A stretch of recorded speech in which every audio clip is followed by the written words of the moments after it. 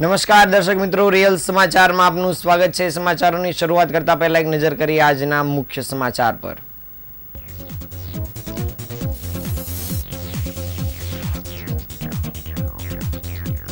સુરતમાં ભગવાન જગન્નાથ, બહેન સુભદ્રા અને ભાઈ બલરામનો ભવ્ય સ્નાન ઉત્સવ સંપન્ન થયો। 15 દિવસ દર્શન થશે બંધ।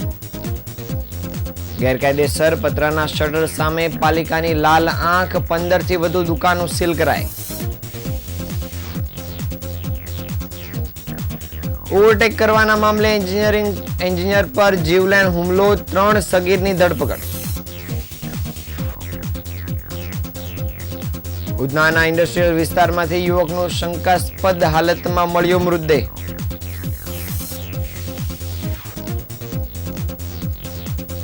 સુરતની નાયબ કલેક્ટર કચેરીમાં પડતી હેરાનગતિને લઈને એક વકીલ દ્વારા અપાયું આવેદન।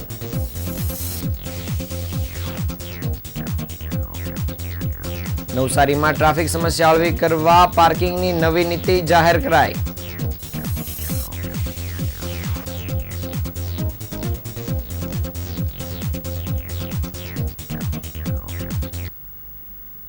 સમાચાર વિગતો જોઈએ। જ્યેષ્ઠ પૂર્ણિમાના પવિત્ર અવસરે સુરતના ઇસ્કોન મંદિરમાં ભગવાન જગન્નાથ, બહેન સુભદ્રા અને ભાઈ બલરામનો ભવ્ય સ્નાન ઉત્સવ સંપન્ન થયો છે। પરંપરા અનુસાર તાપી નદીના પવિત્ર જળને 108 કળશમાં લાવી કેરીનો રસ, દાડમના રસ અને પંચામૃત જેવા પવિત્ર દ્રવ્યોથી ભગવાનનો અભિષેક કરવામાં આવ્યો હતો। આ ભવ્ય સ્નાન વિધિ બાદ હવે ભગવાન 15 દિવસ માટે એકાંતવાસમાં બિરાજમાન થશે, જે દરમિયાન ભક્તોને તેમના દર્શન થઈ શકશે નહીં। લોકવાયકા અને પૌરાણિક કથા અનુસાર જ્યેષ્ઠ માસની આ કાળઝાળ ગરમીમાં ઠંડા જળથી સ્નાન કરવાને કારણે ભગવાન બીમાર પડી જાય છે અને આથી આગામી 15 દિવસ ખાસ કાળજી લેવામાં આવે છે, જેમાં ભગવાનનો વિશેષ ઉપચાર કરવામાં આવે છે। અને આ દિવસો દરમિયાન ભગવાનની કાળજી એક દર્દીની જેમ લેવામાં આવે છે। સુરત ઇસ્કોન મંદિરના સંચાલક સરોજ પ્રભુજીએ જણાવ્યું હતું કે આ સમયે ભગવાનને નિયમિત ભોગને બદલે આયુર્વેદિક ઔષધિઓ અને હળવો અલ્પાહાર આપવામાં આવે છે। તેમને ખાસ કરીને મગની દાળની પાતળી ખીચડી અને ઔષધીય ઉકાળો ધરવામાં આવે છે। તેમણે ઉમેર્યું હતું કે મંગળા આરતી પહેલા સાબુદાણાની ખીચડી, તુલસીના પાન, તજ, લવિંગ, લીંબુ અને લીમડાના પાનનો રસ બનાવી દિવસમાં 3 વાર ભગવાનને અર્પણ કરવામાં આવે છે। કોરોના કાળમાં જે રીતે દર્દીઓના ભોજન અને સ્વાસ્થ્યનું ધ્યાન રાખવામાં આવતું હતું, તેવી જ રીતે આ સમયમાં ભગવાન જગન્નાથની વિશેષ સેવા કરવામાં આવે છે। 15 દિવસના એકાંતવાસનો મુખ્ય હેતુ ભગવાનને આગામી અષાઢી બીજના મહાપર્વ પર યોજાનારી ભવ્ય રથયાત્રા માટે સંપૂર્ણપણે સ્વસ્થ અને ઉર્જાવાન બનાવવાનો છે। ભગવાન સ્વસ્થ થયા બાદ ભાઈ બલરામ અને બહેન સુભદ્રા સાથે નગર યાત્રા પર નીકળશે।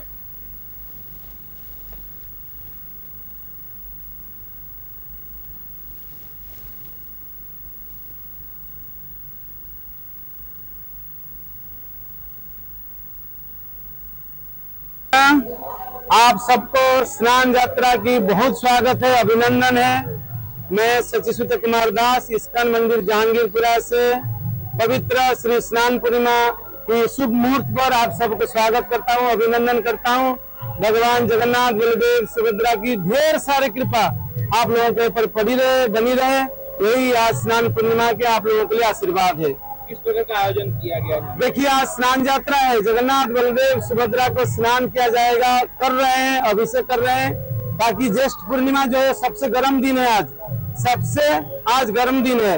और भगवान क्योंकि मनुष्य लीला कर रहे हैं, इसलिए उनको भी गर्मी लगती है, तो ठंडा जल में बड़े पवित्रता से, शुद्धता से जगन्नाथ, बलदेव, सुभद्रा का अभिषेक हुआ, जो आप लोगों ने आज देखा और सारा सूरतवासी दर्शन किए।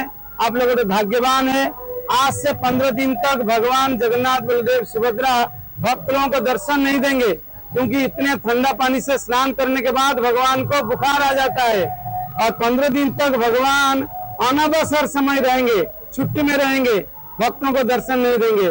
और उसी समय भगवान को भोग क्या लगेगा, जैसे साधारण को जो बुखार आता है उनको जूस या जड़ी बूटी की रस दिया जाता है, तो जगन्नाथ, बलदेव, सुभद्रा को ये 15 दिन जो है पतला खिचड़ी या जूस, सूप, यही सारे भगवान को भोग लगेगा। સુરતના મોટા વરાછા વિસ્તારમાં આવેલા પતરાના શેડ સામે પાલિકા દ્વારા કડક હાથે કાર્યવાહી લેવામાં આવી છે. રાજકોટમાં બનેલી ઘટના જેવી દુર્ઘટના ન બને તેવી સાવચેતીના ભાગરૂપે આ કાર્યવાહી હાથ ધરવામાં આવી છે. પાલિકા દ્વારા ગેરકાયદેસર રીતે કાર્યરત અંદાજે 15થી વધુ દુકાનોને સીલ કરી દેવામાં આવી છે. આ દુકાનોમાંથી મોટાભાગના પતરાના શેડ ગેરકાયદેસર રીતે ઊભા કરવામાં આવ્યા હતા, તો કેટલીક દુકાનોમાં મંજૂરી વગર અન્ય હેતુથી વેપાર ચાલી રહ્યો હતો. અમુક દુકાનદારો દ્વારા ટેમ્પરરી સ્ટ્રક્ચર અંગે પાલિકાની પરવાનગી પણ લેવામાં આવી ન હતી અને તેમજ પાલિકાની અરજી કરવામાં આવી પણ ન હતી. જો કે અત્યાર સુધી પાલિકા તરફથી કોઈ પ્રકારની અધિકૃત મંજૂરી આપવામાં આવી નથી. આ કામગીરીથી સ્થાનિક દુકાનદારોમાં ચકચાર વ્યાપી ગયો છે, જ્યારે શહેરની જનતાએ સલામતીના પાલિકાના પગલાંનું સ્વાગત કર્યું છે.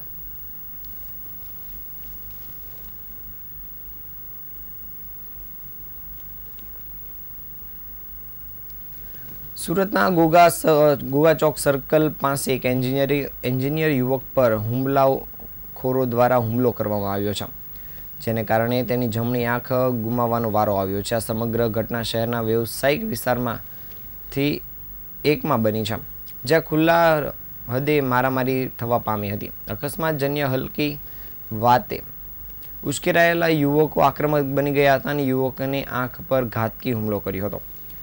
ઘટના દરમિયાન પીડિત યુવક તેના મિત્ર સાથે બાઇક પર ટ્રિપલ સવારી કરીને જઈ રહ્યો હતો. તે સમયે આગળ જતા કેટલાક યુવકોની ગાડી સાથે નાના કટ જેવી ઘટના બની હતી. ઘટનાથી ઉશ્કેરાયેલા યુવકોએ રસ્તા પર બાઇક રોકવી પીડિત યુવક સાથે ઉગ્ર વાદવિવાદ કર્યો હતો અને રોષના કારણે એક યુવકે પીડિતની જમણી આંખ પર સીધો મુક્કો માર્યો હતો. આ હુમલો એટલો ગંભીર હતો કે યુવકની આંખના સ્ક્લેરા અને કોર્નિયા ભાગમાં ગંભીર ઇજાઓ પહોંચી હતી અને તાત્કાલિક તેને નજીકની ખાનગી હોસ્પિટલમાં ખસેડવામાં આવ્યો હતો અને જ્યાં આંખનું ઓપરેશન કરવું પડ્યું હતું. ડૉક્ટરોએ યુવકની જમણી આંખમાં કુલ 20% ટાંકા લીધા હતા અને તબીબી રીતે તેની આંખની દૃષ્ટિ ગુમાવવી પડી હતી. આ ઘટનામાં યુવક અને તેના પરિવાર માટે આઘાતજનક બની ગઈ છે. આ સમગ્ર ઘટના નજીકના વેપારીઓના સીસીટીવી કેમેરામાં કેદ થઈ જવા પામી છે અને પોલીસ ફૂટેજના આધારે આરોપીની ઓળખ કરી રહી છે. આ ઉપરાંત જાણકારી મળી છે કે પોલીસ દ્વારા 3 સગીરોની ધરપકડ કરવામાં આવી છે. હાલ પોલીસે આ મામલે આગળની કામગીરી પણ શરૂ કરી છે.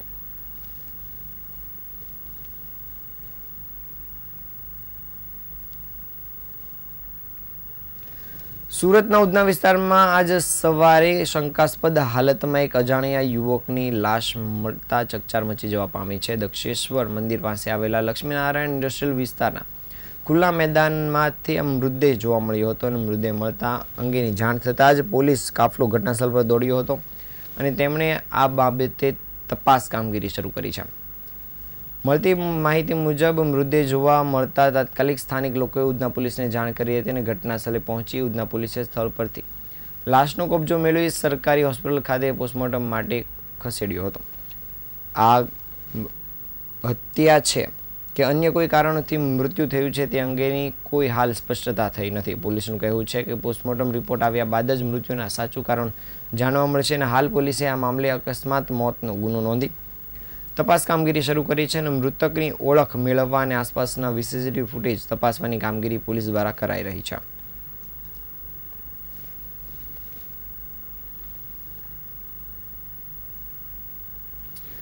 શહેરના નાયબ કલેક્ટર સ્ટેમ્પ ડ્યુટી મૂલ્યાંકન તંત્ર વિભાગ કચેરીમાં આજ કામકાજના ધોરણો અંગે ગંભીર પ્રશ્નો ઊભા થયા છે. વકીલ અને નોટરી દીપક આફ્રિકાવાલા દ્વારા પલક ત્રિવેદી વિરુદ્ધ તિરસ્કારજનક વર્તન અને શિસ્તભંગના આક્ષેપો સાથે આવેદનપત્ર આપવામાં આવ્યું છે.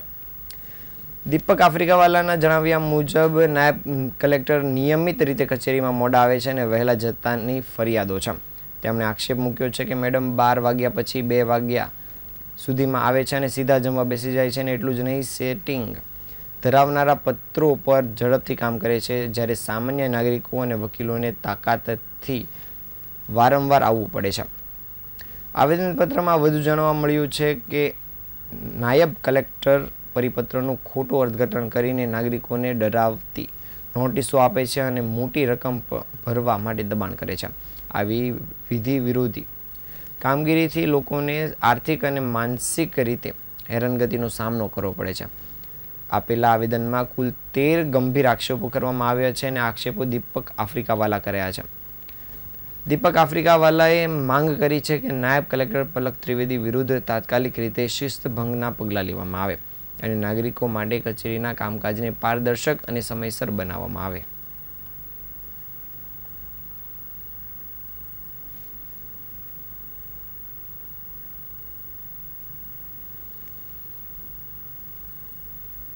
કલેક્ટર સાહેબને રજૂઆત કરવા આવ્યો છું એટલા માટે કે નાયબ કલેક્ટર સ્ટેમ્પ ડ્યુટી વિભાગ 2ની કચેરીમાં પુષ્કળ પ્રમાણમાં ગેરરીતિઓ ચાલી રહી છે. વકીલોનું પણ માન સન્માન જળવાતું નથી અને પક્ષકારોને પણ ધક્કા ખાવા પડે છે.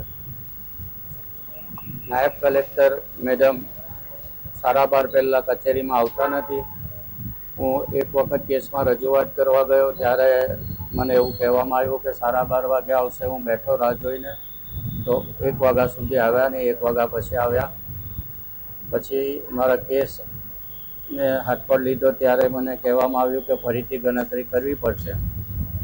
બીજી વખત હું ગયો 12 વાગે ગયો તો 2 વાગ્યા સુધી આવ્યા નહોતા અને 2 વાગ્યા પછી મને એવું કીધું કે તમને 5,000 રૂપિયા ઓછા કરી આપું છું. મેં કીધું મારે ભરવાના થતા જ નથી, તમે ફરીથી વ્યવસ્થિત ગણતરી કરો, પક્ષકારને અન્યાય થાય છે.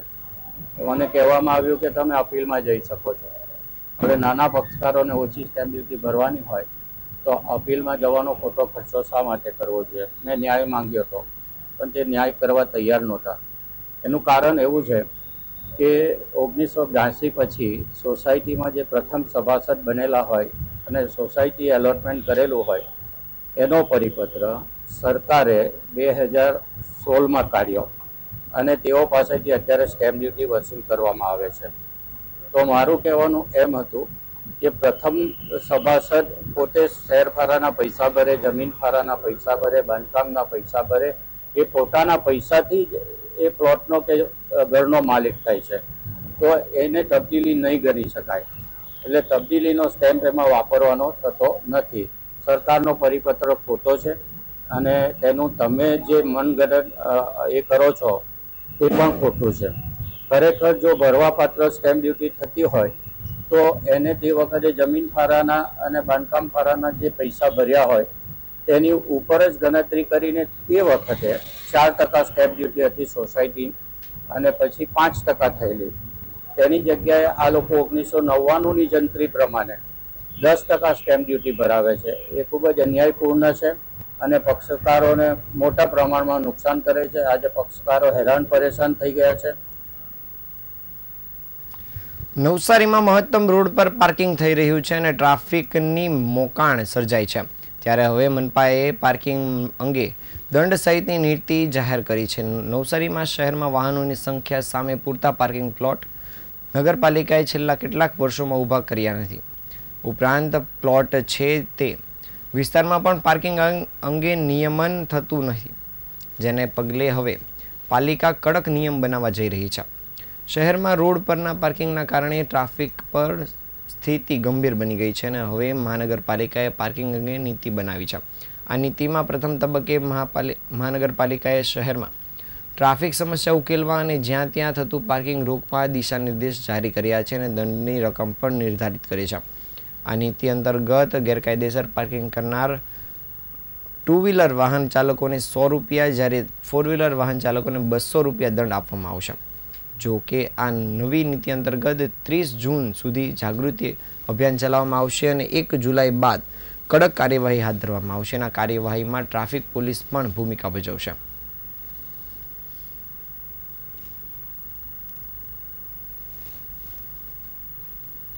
સુરત શહેરના સરથાણા વિસ્તારમાં લાંબા સમયથી વધતા બાઇક ચોરીના બનાવોમાં પોલીસને સફળતા મળી છે.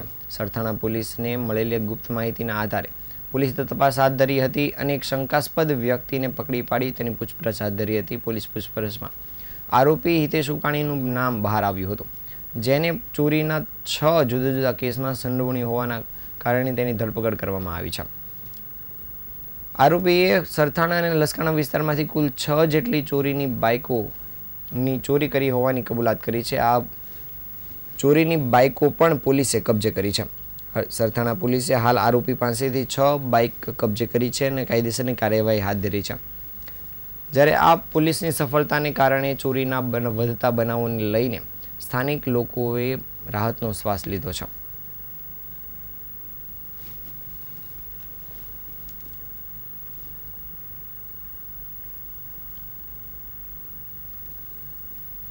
આ હતા આજના સમાચાર. નવા સમાચાર સાથે ફરી મળીશું. ત્યાં સુધી રજા આપશો. નમસ્કાર.